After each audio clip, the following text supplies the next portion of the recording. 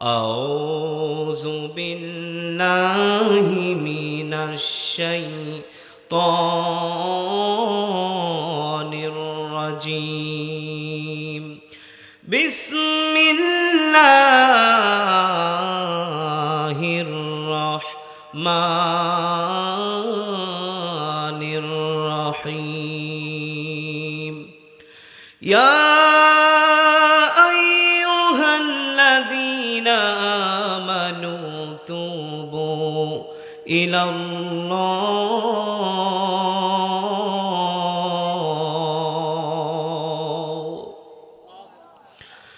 يا أيها الذين آمنوا توبوا إلى الله توبة نصوحا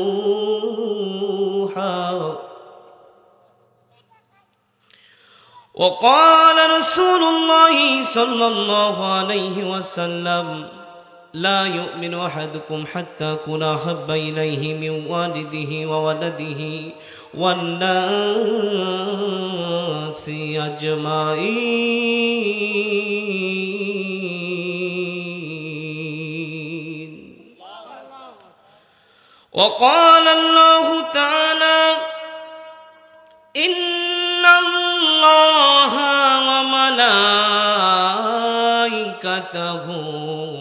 يصلون على النبي يا أيها الذين آمنوا صلوا عليه وسلموا تسليما درود شريف পড়ি সবাই اللهم صل على محمد وعلى آل محمد كما صليت على إبراهيم وعلى آل إبراهيم إنك حميد مجيد اللهم بارك على محمد وعلى آل محمد كما باركت على إبراهيم وعلى آل إبراهيم إنك حميد مجيد الحمد لله সমস্ত তারিফ প্রশংসা সিফতসানা গুণগান কার জন্য হবে? আসুন সেই রবের দরবারে আমরা শুকরিয়া জ্ঞাপন করছি যে আল্লাহ পাক রব্বুল আলামিন আমাদেরকে জান্নাতের বাগানে জান্নাতের মেহমান হয়ে আসার জন্য বসার জন্য তৌফিক দান করেছেন। সেই আল্লাহ রব্বুল আলামিনের দরবারে লক্ষ কোটি শুকরিয়া আদায় করছি। জবান খুলে সবাই পড়ছি আলহামদুলিল্লাহ। আর লক্ষ কোটি শত শত সহস্র দরুদ ও সালাম বর্ষিত হোক আখিরি নবীর প্রতি। সকলেই ভক্তি শ্রদ্ধা মোহাব্বত ভালোবাসা নিয়ে দরুদ ও সালাম পড়ছি, বলি সাল্লাল্লাহু আলাইহি ওয়াসাল্লাম। সম্মানিত উপস্থিতি, আপনারা আজকে এখানে তাফসিরুল কোরআনের আয়োজন করেছেন। আল্লাহর কালামুল্লাহ শরীফ পবিত্র কোরআনুল কারিমের আলোচনা যেখানে হয়, এটা দুনিয়ার সাধারণ কোনো জায়গা নয়, এটা হলো জান্নাতের বাগান। জান্নাতের বাগানে কি সবারই বসার মতো সৌভাগ্য হয়? আমরা অতি অল্প সংখ্যক লোক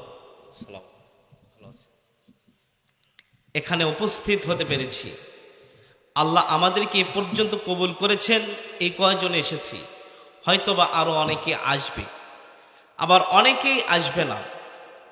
তো আল্লাহ যাদেরকে কবুল করেছেন এবং কবুল করবেন, একমাত্র তারাই এখানে বসতে পারবে। প্যান্ডেল যত বড় হোক আর ছোট হোক, সেখানে যদি আল্লাহ তাআলার কথা আলোচনা করা হয়, কোরআন এবং হাদিসের কথা আলোচনা করা হয়, সেটা হলো জান্নাতের বাগান। আমার কথা নয়, রাসূলুল্লাহ সাল্লাল্লাহু আলাইহি ওয়াসাল্লামের জবানের কথা। আমি আশরাফুল ইসলাম, ছোট মানুষ, আমার কথার ওয়েট আপনাদের কাছে অল্প হইতে পারে, কিন্তু রাসূলুল্লাহ সাল্লাল্লাহু আলাইহি সাল্লামের কথার ওয়েট আপনাদের কাছে অল্প না বেশি। তাহলে আমরা বিশ্বাস করি যে আল্লাহ তাআলার কালামুল্লাহ শরীফের আলোচনা এখানে হবে, রাসূলুল্লাহর হাদিসের আলোচনা এখানে হবে। নিশ্চয় আমরা জান্নাতের বাগানে বসতে পেরেছি, এই জন্য আরেকবার শুকরিয়া আদায় করছি। সবাই বলে আলহামদুলিল্লাহ। সম্মানিত ভাইরা আমার, পবিত্র কুরআনুল কারীমের 29 নম্বর পারার সূরা তাহরিমের একটি আয়াত কারিমা তেলাওয়াত করেছি। আল্লাহ রাব্বুল আলামিন বলেন, ইয়া আইয়ুহাল্লাযীনা আমানু তুবু ইলাল্লাহি তাওবাতান নাসুহা। আল্লাহ রাব্বুল আলামিন বললেন, তোমরা তাওবা করো। কেমন তাওবা করবা? তাওবার মতো তাওবা করো, যেভাবে তাওবা করলে আল্লাহ রাব্বুল আলামিন কবুল করবেন। এখন বলবেন, হুজুর আমি তাওবা করলাম, আল্লাহ কবুল করবেন কিনা আমি কেমনে বুঝবো? আল্লাহ তো কবুল করতে নাও পারেন।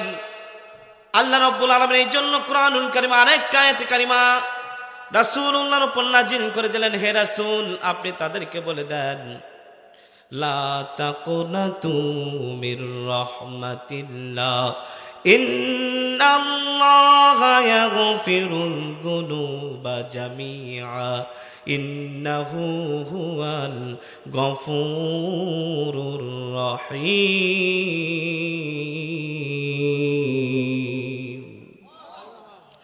আল্লাহ রাব্বুল আলামিন বললেন, লা তাকনাতু মির রাহমাতিল্লাহ, আমার রহমত থেকে তোমরা নৈরাশ হয়ো না, আমার দয়া থেকে তোমরা নৈরাশ হয়ো না।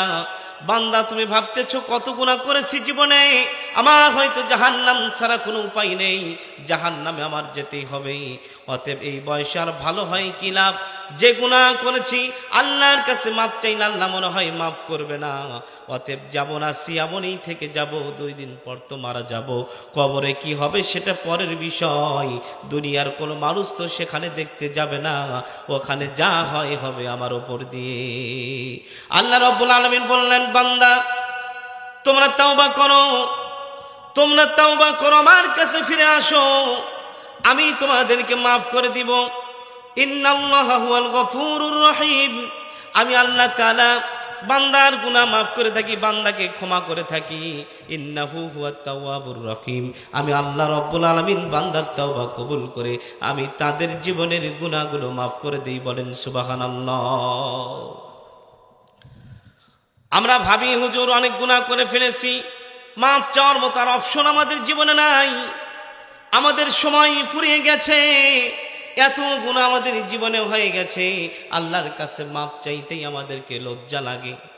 কিন্তু আল্লাহ রাব্বুল আলামিন বললেন, তোমরা যদি পাহাড় সম পরিমাণ গুনাহ করে থাকো রে বান্দা, আমি আল্লাহ রাব্বুল আলামিনের দয়া হলো আসমান সম পরিমাণ। সুবহানাল্লাহ।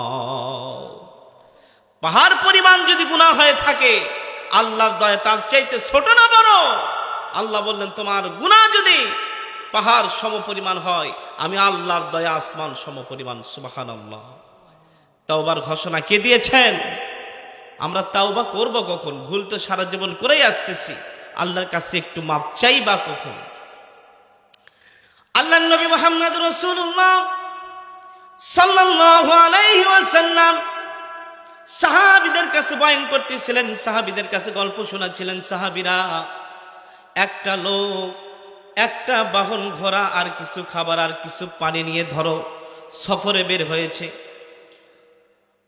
মরুভূমির মধ্যে গিয়ে ক্লান্ত হয়ে গেছে, ক্লান্ত হওয়ার পর গাছের নিচে আশ্রয় নিয়েছে। সেখানে বসে শরীরটা একটু জোড়াবে, একটু আরাম করবে, একটু ঘুমাবে, শরীরে একটু চার্জ হবে। এই লোকটা মরুভূমির মধ্যে গিয়ে থেমে গেছে। ডানে তাকাই, বামে তাকাই, সামনে তাকাই, পিছনে তাকাই, কোনো দিকে কোনো লোক খুঁজে পাওয়া যায় না, কোনো দিকে কোনো মানুষ দেখা যায় না। এই লোকটা ভয়ের ভিতরে আছে, না জানি কোন দিক থেকে ডাকাত দল এসে আমার বাহনটা আমার কাছ থেকে ছিনিয়ে নিয়ে যায়, আমার কাছ থেকে খাবারগুলো ছিনিয়ে নিয়ে যায়। আর যদি ছিনিয়ে নিয়ে যায় তাহলে আমার অবস্থা খুব খারাপ হয়ে যাবে। আবার হয়তো বা কোনো বন্য প্রাণী মরুভূমির মধ্য থেকে সে আমাকে আক্রমণ করে আমাকে খেয়ে ফেলতে পারে, মেরে ফেলতে পারে, এমন ভয়ের মধ্যে সে বসে আছি। ইতিমধ্যে ঘুমিয়ে গেল। ঘুম থেকে জাগ্রত হয়ে দেখে তার বাহনটি আর তার কাছে নাই। তার কাছে যে ঘোড়া ছিল ঘোড়াটিও নাই, তার কাছে খাবার ছিল পানি ছিল সেইগুলোর একটাও নাই। এইবার ঘুম থেকে জাগ্রত হওয়ার পর তার কলিজা কাঁপতেছে। এখন আমি কি করব ভাবতেছে, আমি যেই দিকে যাওয়ার জন্য বের হয়েছি সামনের দিকে যদি অগ্রসর হই, আমার কাছে খাবার দাবার পানি কিচ্ছু নাই, আমি খাবো কি? আবার যে আমি পিছন দিকে আমার বাড়িতে ফিরে যাব, আমি বাড়িতে যাবই বা কেমন? আমার বাহন তো আমার কাছে নেই, আমার বাহনটা চুরি হয়ে গেছে, হারিয়ে গেছে। এখন বড় টেনশনের মধ্যে পড়ে গেছে, না পারতেছে পিছনে ফিরে বাড়ির দিকে আসার জন্য, আর না পারতেছে সামনের দিকে যাওয়ার জন্য। বিপদ কম না বেশি, ছোট না বড়?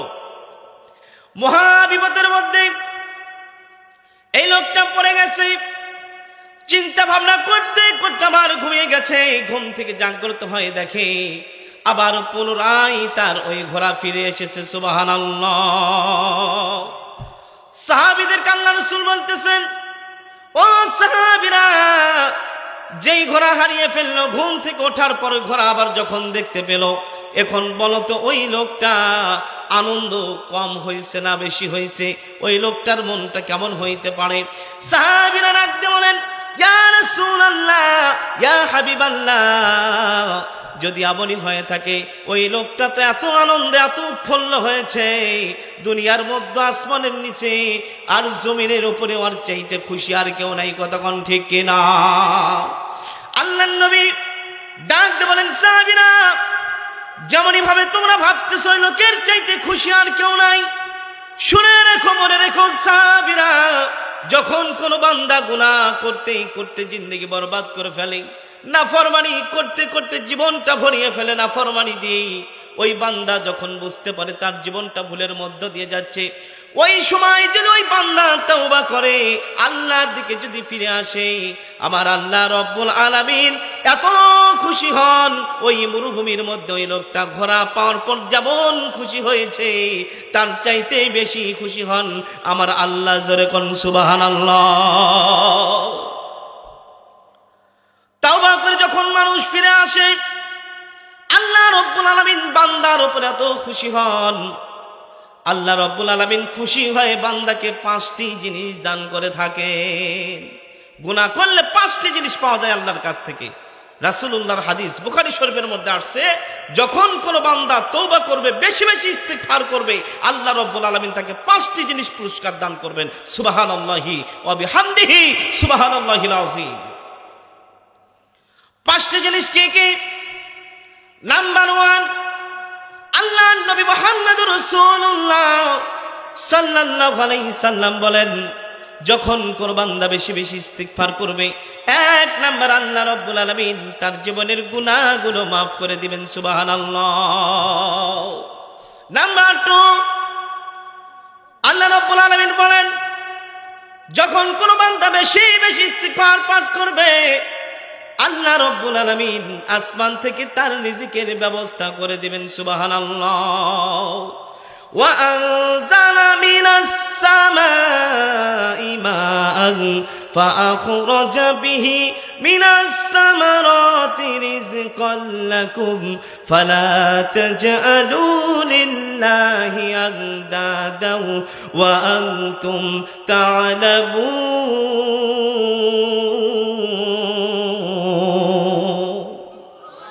আল্লাহ রাব্বুল আলামিন বলেন, আমি আসমান থেকে রিজিকের ব্যবস্থা করে দেই, যখন বান্দা বেশি বেশি তওবা করবে, রিজিক আমি তার বাড়িয়ে দিব। সুবহানাল্লাহ। নাম্বার 3 নম্বরে রাসূলুল্লাহ সাল্লাল্লাহু আলাইহি সাল্লাম বলেন, যখন কোন বান্দা বেশি বেশি করে ইস্তিগফার করবে, আল্লাহ রব্বুল আলামিন তাকে সম্পদ দান করবেন। সুবহানাল্লাহ। সম্পদ আমাদেরকে কে দান করেন? সম্পদ দেওয়ার মালিক কে? সম্পদ দেওয়ার মালিক কে? একটু জোরে বলেন না আল্লাহ। আল্লাহ রাব্বুল আলামিন তিনি সম্পদ দান করেন, আবার তিনি সম্পদ কেড়ে নিতে পারেন। আল্লাহ রাব্বুল আলামিন ক্ষমতা দান করতেও পারেন, আবার ক্ষমতা কেড়ে নিতে পারেন। কথা কোন ঠিক কিনা? ওয়া তুইজ্জু মা تشاء وتذل من تشاء بيدك الخير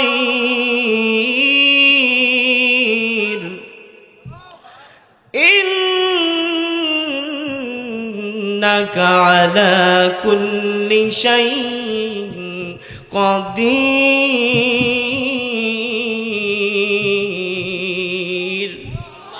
السلام عليكم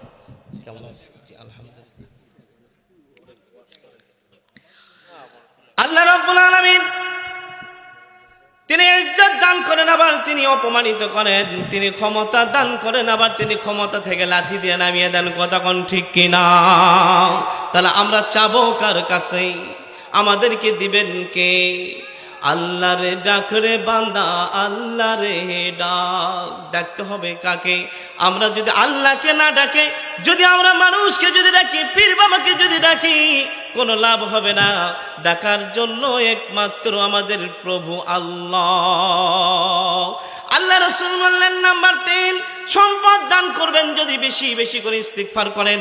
নাম্বার 4, আল্লাহ রাসূল বলেন সম্পদ দান করলেন, তারপরে ওয়া বানিনা, ছেলে মেয়ে দান করবে, সন্তান দান করবে। যার সন্তান নাই বেশি বেশি ইস্তিগফার করেন, বেশি বেশি আল্লাহর কাছে চান, আল্লাহ আপনাকে সন্তান দান করবেন। আমার কথা নয়, রাসূলুল্লাহ সাল্লাল্লাহু আলাইহি ওয়াসাল্লামের কথা। আল্লাহ রাসূল বললেন নাম্বার 5, সর্বশেষ পুরস্কার যেটা দেবেন, আল্লাহ রাব্বুল আলামিন বলেন তার জন্য রয়েছে মৃত্যুর পরবর্তী জীবনে জান্নাত। বেশি বেশি করে ইস্তিগফার করতে হবে। রাসূলুল্লাহ সাল্লাল্লাহু আলাইহি সাল্লাম বলেন তোমরা বেশি বেশি করে ইস্তিগফার পাঠ করো। ইস্তিগফার করলে তোমাদের জীবনের গুনাহ মাফ হবে, আমলের পাল্লা তোমাদের জন্য ভারী হবে। তোমাদের জন্য আল্লাহ রাব্বুল আলামিনের রহমতের ফেরেশতারা তোমাদের রিজিকের ব্যবস্থা করে দিবেন। সুবহানাল্লাহি ওয়া বিহামদিহি সুবহানাল্লাহিল আযীম। শুধু তাই নয়, আমার আলোচনা আজকে ইস্তিগফারের উপরেই করব, যেহেতু সময় হয়তো অল্প পাবো আমি। আল্লাহ রাসূল সাল্লাল্লাহু আলাইহি সাল্লামের একজন সাহাবী ছিলেন হযরত সালামা রাদিয়াল্লাহু তাআলা আনহু, আর একজন সাহাবী হযরত সাদ রাদিয়াল্লাহু তাআলা আনহু। এই দুইজন সাহাবীকে আল্লাহ রাসূল সাল্লাল্লাহু আলাইহি সাল্লাম ভাই বানিয়ে দিয়েছিলেন এবং একই জায়গায় তাদেরকে বাড়ি করে দিয়েছিলেন। যুদ্ধের সময় হয়ে গেছে, আল্লাহর নবী যুদ্ধে যাওয়ার জন্য দুই ভাইয়ের মধ্যে থেকে একজনকে নিলেন, আর একজনকে বাড়ি পাহারা দেওয়ার জন্য রাখলেন, যে তুমি বাড়ি দেখাশোনা করবে, বাড়ির যা কিছু লাগবে তুমি এইগুলো দেখাশোনা করবে। আর একজনকে যুদ্ধের ময়দানে আল্লাহ রাসূল নিয়ে নিলেন। হযরত সাদ রাদিয়াল্লাহু তাআলা আনহুকে আল্লাহ রাসূল যুদ্ধের ময়দানে নিয়ে গেল, আর হযরত সালামা রাদিয়াল্লাহু তাআলা আনহুকে বাড়িতে রাখলেন। আল্লাহ রাসূল সাল্লাল্লাহু আলাইহি সাল্লাম যুদ্ধ চলে গেছেন, হযরত সাদ চলে গেছেন, হযরত সালামা রাদিয়াল্লাহু তাআলা আনহু তিনি বাড়িতে আছেন। আল্লাহ রাসূল সাল্লাল্লাহু আলাইহি সাল্লাম যুদ্ধের ময়দানে, এইদিকে সাহাবী বাড়িতে। এবার বাড়িতে যখন তিনি আছেন, হযরত সাদ রাদিয়াল্লাহু তাআলা আনহুর স্ত্রী অনেক সুন্দর। এই সাদ রাদিয়াল্লাহু তাআলা আনহুর স্ত্রী খাবার নিয়ে সালামা রাদিয়াল্লাহু তাআলা আনহুকে দিতে গেছেন। সালামা রাদিয়াল্লাহু তাআলা আনহুর ঘাড়ে শয়তান ভর করেছে। তিনি এইবার শয়তানের চক্রান্ত পড়ে সাদ রাদিয়াল্লাহু তাআলা আনহুর স্ত্রীর হাতটা এরকম করে ধরছেন। ধরার সাথে সাথেই সাদ রাদিয়াল্লাহু তাআলা আনহুর স্ত্রী বলতেছেন ইত্তাকুল্লাহ,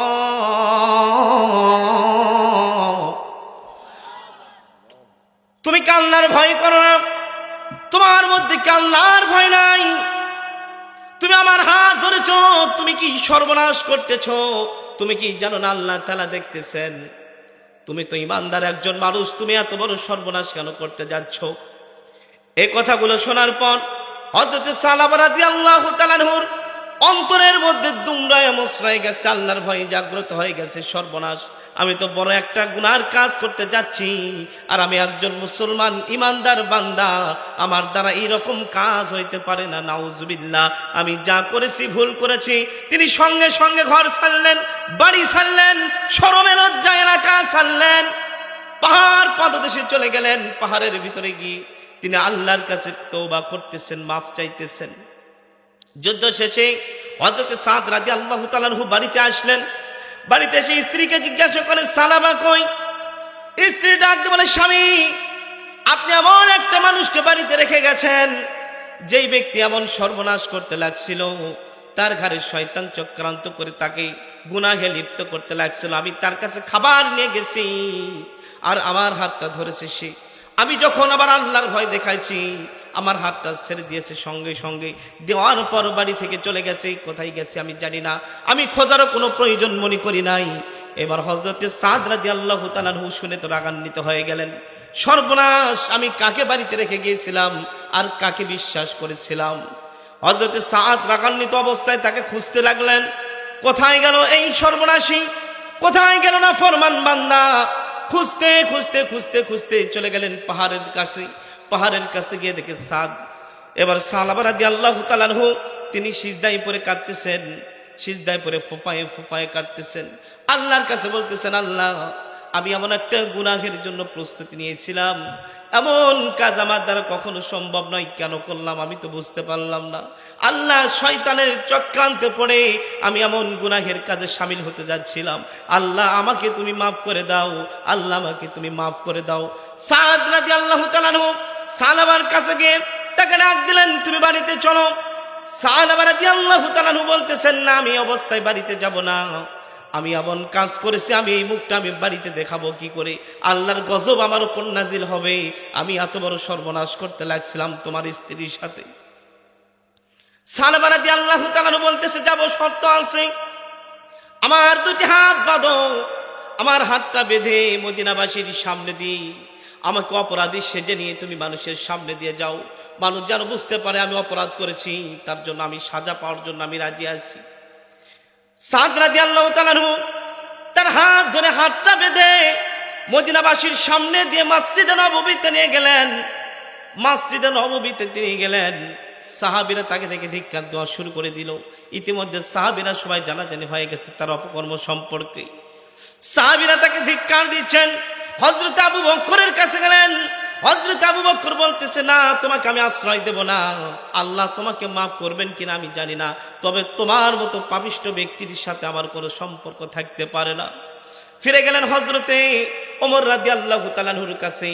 ওমরের কাছে গিয়ে সালাম দিয়ে বলতেছেন, ভাই ওমর, আমি তো অপরাধী, আমি তো গুনাহ করে ফেলেছি, আমার কি মাফ হবে নাকি?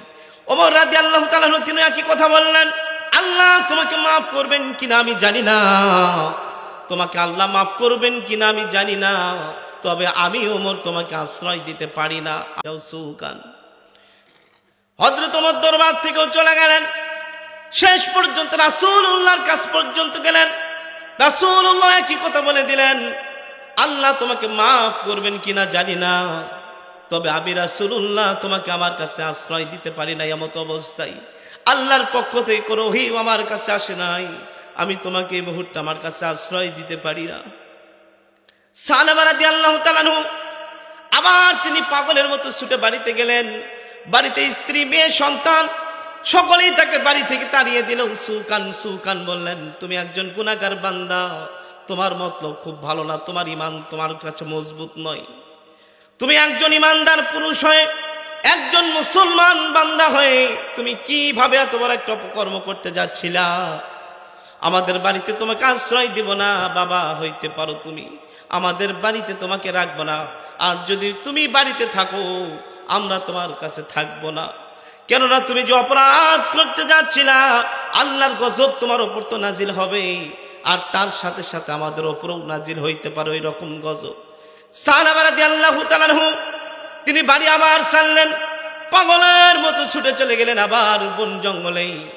আবার আল্লাহর কাছে তিনি কাঁদেন, চোখের পানি ছেড়ে দিয়ে বলেন, আল্লাহ, গভীর রজনীতে মানুষ তার স্ত্রীকে নিয়ে ঘুমায়, আরে পশু পাখিগুলো ঘরে ঘুমায়, আমি সালাবা আমার চোখে ঘুম নাই। ও মাবুদ আল্লাহ, তুমি ছাড়া আমার আর কেউ নাই। মদিনায় গেলাম, সাহাবীরা আমাকে তাড়িয়ে দিল, আল্লাহ তোমার রাসূল আমাকে তাড়িয়ে দিল। ও মাবুদ, আমার বাড়িতে গেলাম, যে ছেলে মেয়ে স্ত্রী পুত্রের জন্য আমি এত রোজগার করি কষ্ট করে, যাদেরকে আমি খাওয়া পড়ায় তৃপ্তি পাই, আনন্দ পাই, যে ছেলে মেয়েগুলোকে আমি বড় করলাম, আমার গুনাহের কারণে তারাও আমাকে বাড়িতে আশ্রয় দিল না রে আল্লাহ। এই গভীর রজনীতে তোমার কাছে আমি চাই আমার জীবনের গুনাহটা তুমি মাফ করে দাও। আমি যে গুনাহ করতে যাচ্ছিলাম আল্লাহ মেহেরবানি করে আমাকে মাফ করে দাও। তুমি যদি মাফ না করো আর কে আছে আমাকে মাফ করবে? আল্লাহ রাব্বুল আলামিন ওহী নাযিল করে দিলেন আল্লাহ রাসূলের উপরে। আল্লাহ রাসূল সাহাবীদেরকে ডাক দিয়ে বলেন, সাহাবীরা রে, সালাবা কোথায়? সালাবাকে খুঁজে বের করো। সাহাবীরা বলতেছে, ইয়া রাসূলুল্লাহ, ইয়া হাবিবাল্লাহ, সালাবা কোথায় গিয়েছে আমরা তো জানি না, আমাদের কারো কাছে তার কোনো সন্ধান নাই। তিনি তো এলাকা ছেড়েছেন, বাড়ি ছেড়েছেন, ঘর ছেড়েছেন, কেউ তাকে আশ্রয় দেয় নাই, তিনি চলে গিয়েছেন কোথায় কেউ জানি না। আল্লাহ রাসূল বলে, কে আছো আমার সালাবাকে খুঁজে বের করবা, আমার সালাবাকে খুঁজে নিয়ে আসো। সাহাবীরা সালাবা রাদিয়াল্লাহু তাআলা আনহুকে খোঁজার জন্য বের হয়ে পড়লেন। এবার খুঁজতে খুঁজতে সবাই হয়রান হয়ে গেল, কোথাও তার সন্ধান পাওয়া যাচ্ছে না। সাহাবীরা হযরত আবু বকর, হযরত ওমর, হযরত আলী রাদিয়াল্লাহু তাআলা আনহু সবাই খোঁজার জন্য বের হয়েছে। খুঁজতে খুঁজতে আবার পাহাড় পাদদেশ বন জঙ্গল সব দিকে ছড়াছড়ি করলো। পাহাড়ের পাদদেশে গিয়ে কিছু রাখাল আছে, তাদেরকে জিজ্ঞাসা করতেছে, তোমরা এমন একজন মানুষকে কি দেখেছো? দেখতে এরকম চেহারা, নাম তার সালাবা। রাখালরা বলে, না, এই নামে কাউকে চিনি না, তবে কয়েকদিন যাবত একটা লোক পাগলের মতো রাত্রিবেলায় এই পাহাড়ের ওপর উঠে চিল্লা চিল্লি করে, এই পাহাড়ের ওপরে উঠে আল্লাহর দরবারে কাঁদে তার গুনাহ মাফ করে নেওয়ার জন্য। জানি না সে কোন গুনাহ করেছে, আর তার চিৎকারের কারণে আমাদের বাড়িতে ছেলে মেয়েগুলো আরামে ঘুমাইতে পারে না। এই মাঠের ভিতরেই পশুগুলো ঠিক মতো খায় না, সকলেই চুপ মানে ঘাপটে মেরে থাকে। জানি না ওই লোকটার বাড়ি কোথায়। আবু বকর ডাক দিয়ে বলে, ও ভাইরা সাহাবীরা, নিশ্চয় আমি সালাবার সন্ধান পেয়েছি, এটাই হয়তো বা সালাবা হবে। আল্লাহর নবী সাল্লাল্লাহু আলাইহি সাল্লাম আদেশ করেছেন সালাবাকে বাড়িতে নিয়ে যাওয়ার জন্য। সালাবাকে খুঁজে পাইলেন, দেখে সালাবা কেঁদে কেঁদে কেঁদে এমন অবস্থা হয়ে গেছে, চেহারাটা শুকিয়ে গেছে, তার গায়ে গোস্তগুলো শুকে গেছে, হাড় হাড্ডিগুলো শুধু কঙ্কালের মতো দেখা যাচ্ছে, চোখে ঘায়ের মতো হয়ে গেছে, চোখ দিয়ে পানি পড়তে পড়তেই এই সালাবা রাদিয়াল্লাহু তাআলা আনহুকে সাহাবীরা বলতেছি, তোমাকে আমরা ফিরিয়ে দিয়েছিলাম, আশ্রয় আমরা কেউ দেই নাই, তোমার সম্পর্কে রাসূলুল্লাহর উপর ওহী নাজিল হয়ে গেছে, আল্লাহ রাসূল আমাদেরকে পাঠিয়েছেন তোমাকে রিসিভ করার জন্য, নিয়ে যাওয়ার জন্য মদিনায়। সালাবা রাদিয়াল্লাহু তাআলা আনহু তিনি বললেন, তোমরা কি সত্যি বলতেছো আমাকে রাসূলুল্লাহ আমাকে খোঁজার জন্য তোমাদেরকে পাঠিয়ে দিয়েছে? সাহাবীরা বলতেছে, সালাবা রে, আমরা কি কখনো তোমার সাথে মিথ্যা কথা বলেছি কখনো? সালাবা বলতেছেন, না, কখনো মিথ্যা কথা বলো নাই। বলতেছে, তাহলে চলো, আর তোমার কাঁদতে হবে না, মনে হয় আল্লাহ তোমার তওবা কবুল করেছে, যার জন্য রাসূলুল্লাহ আমাদেরকে তোমাকে নেওয়ার জন্য পাঠিয়েছেন। সালাবাকে সঙ্গে নিলেন, মসজিদে নববীতে চলে গেলেন। মসজিদে নববীতে যায় দেখে ফজরের সালাত শুরু হয়ে গেছে। আল্লাহ রাসূল সাল্লাল্লাহু আলাইহি সাল্লাম তিনি ইমামতি করতেছেন, নামাজ শুরু হয়ে গেছে, ইমামতি করতেছেন রাসূলুল্লাহ। সালাবা রাদিয়াল্লাহু তাআলা আনহু তিনি পিছনের কাতারে দাঁড়িয়েছেন। আল্লাহ নবী যখন সূরা ফাতিহা শেষ করে নামাজের মধ্যে সূরা তাকাসুর পাঠ করতেছিলেন, আল্লাহকুমুত তাকাসুর যুরতুমুল মাকাবির কাল্লা সাউফা তা'লামুনা সুম্মা কাল্লা সাউফা তা'লামুন।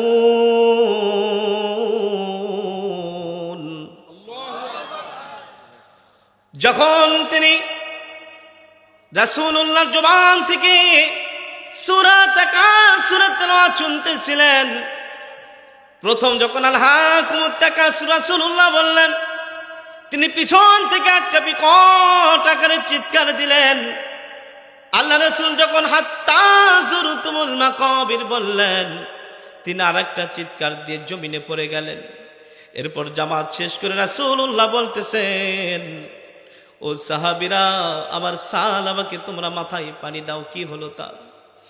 সাহাবীরা তাকে ধরছেন, ধরে বুঝতে পারলেন তিনি আর জমিনে নাই, তার ভিতরে কোনো রুহু নাই, তার রুহুটা কবজ হয়ে গেছে, তিনি মৃত্যুবরণ করেছেন। সাহাবীরা ডাক দিয়ে বলে, ইয়া রাসূলুল্লাহ, ইয়া হাবিবাল্লাহ, সালাবা তো মৃত্যুবরণ করেছে, তার তো আর কোনো নড়াচড়া পাচ্ছি না, পানি দিয়াও আর কোনো লাভ হবে না। আল্লাহ রাসূল সাল্লাল্লাহু আলাইহি সাল্লাম তিনি নিজ হাতে দেখলেন আসলেই তিনি মারা গেছেন। সাহাবীদেরকে বললেন, সালাবার জন্য তোমরা কাফন দাফনের ব্যবস্থা করো, গোসল করানোর ব্যবস্থা করো। হাদিস শরীফের মধ্যে আসছে রাসূলুল্লাহ সাল্লাল্লাহু আলাইহি সাল্লাম তার জানাজার নামাজে উপস্থিত হচ্ছেন, জানাজা নামাজে যাচ্ছেন, জানাজা শেষ করলেন। এরপরে যখন কবর পর্যন্ত লাশ নিয়ে যাওয়া হয়, লাশ নিয়ে যাচ্ছেন কবরে, সাহাবীরা খেয়াল করে আল্লাহ রাসূল সাল্লাল্লাহু আলাইহি সাল্লাম তিনি বুড়া আঙ্গুলের ওপর ভর দিয়ে তিনি হাঁটতেছেন। বুড়া আঙ্গুলের ওপর ভর দেওয়া দেখে সাহাবীরা রাসূলুল্লাহর দিকে লক্ষ্য করলেন, কেন এমন করে হাঁটতেছেন? তবে এখন জানবো না।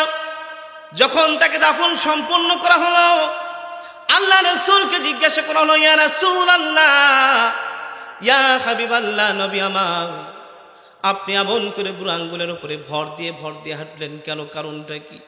আল্লাহ রাসূল বলেন, ও সাহাবীরা, আমি যা দেখি তোমরা তা দেখো না, আমি যা জানি তোমরা তা জানো না। আমি যখন জানাজা করে কবরের দিকে নিয়ে যাচ্ছিলাম তোমরা, আমি দেখতে পেলাম এত রহমতের ফেরেশতা এই জানাজায় শরীক হয়েছে। আমি পা রাখবো কোথায়, এমন জায়গা আমি পাই নাই। সুবহানাল্লাহ। সাহাবা রাদিয়াল্লাহু তাআলা কেমন তাওবা করেছিলেন, এই জন্য আল্লাহ রাব্বুল আলামিন পবিত্র কুরআনুল কারিমে 28 নম্বর পারা সূরা তাহরিমের মধ্যে বললেন, ইয়া আইয়ুহাল্লাযীনা আমানু তুবু ইলাল্লাহ,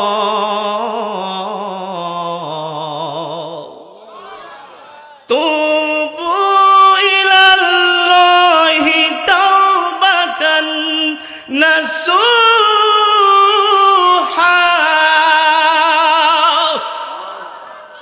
আল্লাহ রাব্বুল আলামিন বললেন, তোমরা তাওবা করো, এমন ভাবে তাওবা করো যেন আমার দরবারে তোমাদের তাওবা কবুল হয়, আর আমি আল্লাহ রাব্বুল আলামিন তাওবা কবুল করি। ইন্নাহু হুয়াত তাওয়াবুর রহিম। তওবা কবুল করেন কে? সম্মানিত ভাইরা আমার কতদিন বেঁচে থাকবে এই দুনিয়ায়? দুনিয়াটা আমাদের কদিনে? আমরা ভুল করতেছি, প্রত্যেকটা কাজ আমাদের ভুল।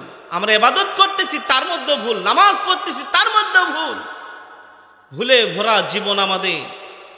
এই বলে কি আমরা ভুলের মধ্যেই থেকে যাব? তাওবা করতে হবে। আর তাওবা আমরা কখন করব?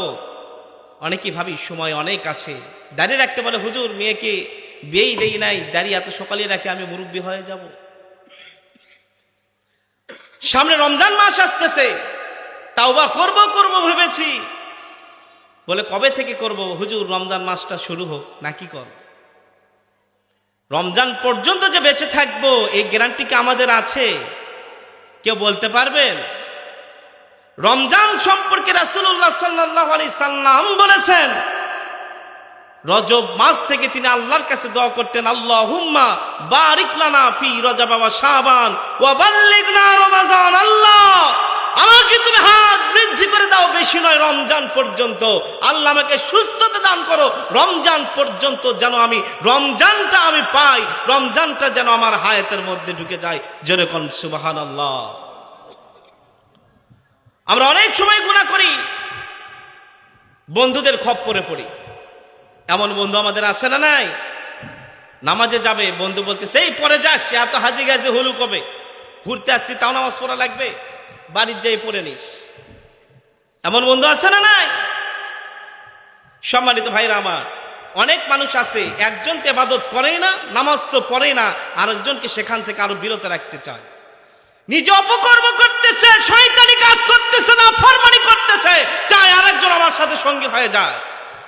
এমন বন্ধুর সাথে থাকা যাবে না। সৎসঙ্গে স্বর্গবাস, অসৎ সঙ্গে সর্বনাশ। ভাইরা আমার, অপরাধ করা আর অপরাধীকে সাপোর্ট করা দুইটাই সমপরিমাণ গুনাহ। আপনি অপরাধ করেন না, তবে অপরাধীকে আপনি সমর্থন করেন, কিসের কাজ?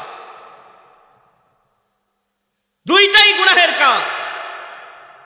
এখন যদি বলেন যে আমরা চাই আল্লাহর জমিনে আল্লাহর আইন বাস্তবায়ন হোক, অনেকে আছে আমরা সেটা করব না, আরেকজনকে আমরা করতেও দেব না। আচ্ছা বলেন তো, এই জমিন টাকা, আসমান টাকা, আমাদেরকে খাওয়ান কে? রিজিক দেন কে? তাহলে আমরা হুকুম মানব কা? আলা লাহুল খালকু আলাম, আলা লাহুল খালকু আলাম, ইনিল হুকমু ইল্লা লিল্লাহ। সৃষ্টি যার, আইন চলবে তার, জমিন যার, আইন চলবে তার। এখন যদি বলা হয় যে এই জন্য আমাদের সর্বস্ব ত্যাগ করে কাজ করতে হবে, অনেক লোক আছে এর বিরুদ্ধে অনেক তকমা লাগাবে, আছে না নাই? আস্তে কোন মানুষ শুনবে? একটা কথা মনে রাখবেন, নামাজ যেমন আল্লাহর হুকুম, ওয়াক্ত হলে নামাজ পড়তে হবে, নামাজ আমাদের জন্য ফরজ। রমজান মাসে রোজা রাখা আমাদের জন্য ফরজ।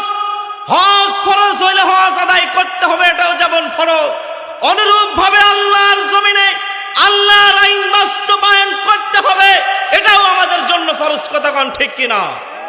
যদি ফরজ হয়, এই ফরজকে বাস্তবায়ন করার জন্য কাজ করতে হবে, কাজ করাটাও ফরজ।